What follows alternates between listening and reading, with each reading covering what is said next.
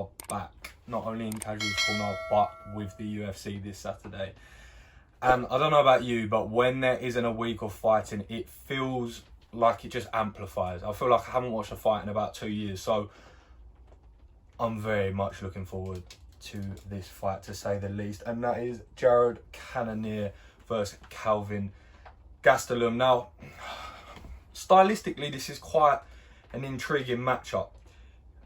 The physicality, I think, is going to play a part in this. Obviously, we have Jarod Cannonier, who's the much taller fighter, and he's the much rangier fighter. I think he has a 6-inch reach advantage over Kelvin Gastelum, which is, I think, is going to begin to play a part in the early rounds of this fight.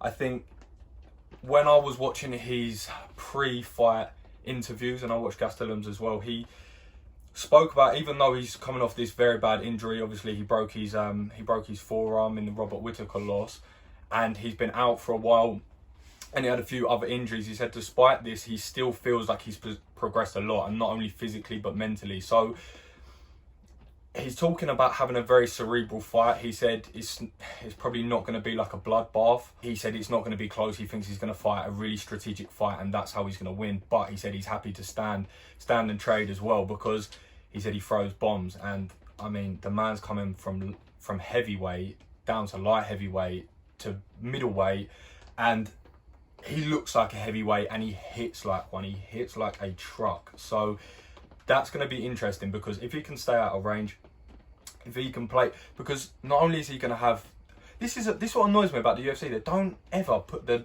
leg reach statistic on the pre-fight cards, which frustrates me, because I think it is a factor. So I think Jarod's going to use his range. He's going to try and pick off that front leg, because obviously he's bistance and Cannonier, and Kelvin Gastelum's heavily southpaw. So you know that you don't have to worry about that second look, because you know he's only going to be in that one stance, despite obviously it being very effective, because we know how good his boxing is. But so that gives the freedom to Jarod. That gives the freedom. His name is a mouthful. I'm just going to say Cannonier. I don't know what it is about it, but I just can't get out. He's going to use that to his advantage, Cannonier. He's going to be able to switch legs. He can go from southpaw, he can go that power back leg to like the outside low kick, or if he comes as an orthodox, then it's there for the inside as well. So if all were to go perfectly, he would fight a similar fight to someone like Izzy v Paulo Costa. If you look at it like that, Paulo Costa just couldn't close that range, and he was getting picked apart at range. The difference with that being, I think that Kelvin Gastelum he's not that guy. He's not that guy to keep getting peppered on the outside from low kicks, because he's happy to close distance. He's happy to take a couple of shots, to give a couple of shots. And not only is he going to try and work into range to work on maybe a single leg, which he quite likes, and he's going to look for that takedown, I think, if he's going to win this fight, but also he has a beautiful one too.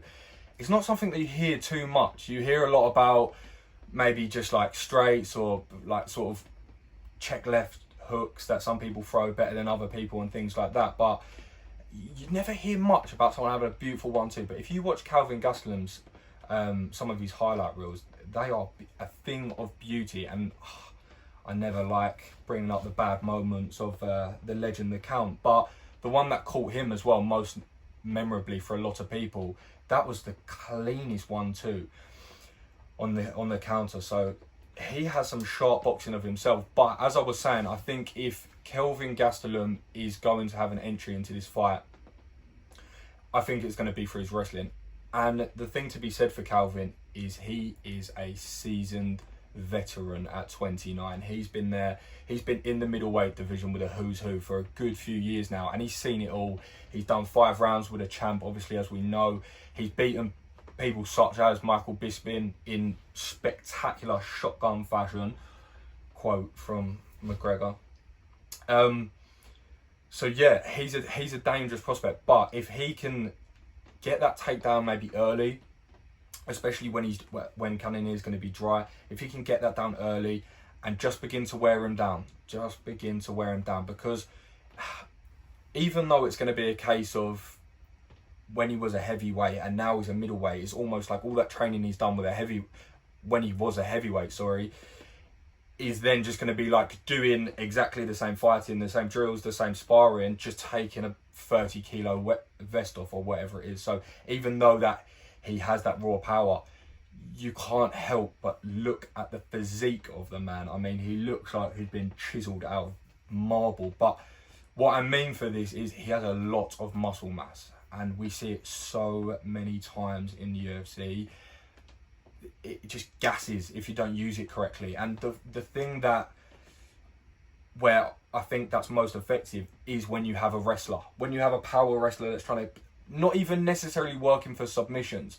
I mean, maybe on later in the round, if Kelvin's beating him up a little bit and he gets him to the floor and he's hurting him, and maybe he gives up a back, maybe a submission. But I think early on, I think he's just going to try and wear him down, take a little bit of that sting out of his punch, because you can be a big hitter. Jarod Cannonier may be one of the biggest hitters in the middleweight division, but Kelvin Gastelum has seen it all. He has seen it all. And even in Israel Adesanya's fight breakdown, his preview, he said the same thing. It's the Mexicans. I'm glad he said it's the Mexicans. There is something about them. Their heads are made from concrete and they are just savages. And they never, ever look it either, which is even better. And I'm going to list 3 off the bat as well. Brandon Moreno, he shouldn't be hard. Kelvin Gastelum and Canelo. You just look at these people and they just don't look like fighters, but they are dogs. And Kelvin Gastelum is a dog, so he's happy to take it into those murky waters. And I think this is where maybe Cannonier, that's his name from now on. I think that's where he's going to maybe struggle. So it's going to be a difficult fight. I think. I don't think it's going to be a quick fight either. I think it probably, if I had a gun to my head for a decision, I'd probably say that Kelvin Gastelum gets it done via decision. I think Jarod Cannonier is up for a scrap. He's got a lot to prove. He's sitting at number 3. Obviously, Gastelum's at number 9. But this is exactly how Cannonier got there, because he fought Jack Hermansson, and as we know how that ended as well, in pretty emphatic fashion. So he's been in this similar position before, and this is the sort of the gate for him to open that title shot now, Cannonier. So it's a huge fight. And the thing for Gastelum as well, I think his recent losses don't really share the full picture. And like I said as well, he's always going to have a few losses on his card. But if you have a look at the people he's fighting, like I said, the who's who of the middleweight division. So I think it's going to be a close fight. Like I said, I think if Cannonier is going to win, he stays on the outside from early. He beats up those legs. He stays at range. And I mean, let's hope his takedown defense is on point. He's just got heavy hands. He does have heavy hands. So,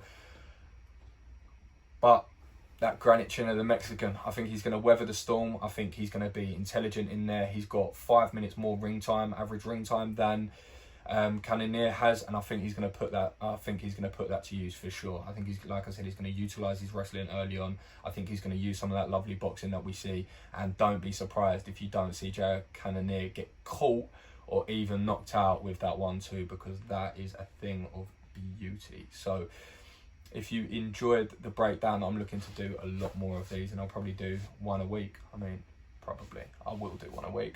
So if you enjoyed it, or anything you thought, drop in the comments, and drop what you think as well, because it's always fun to have a look back on.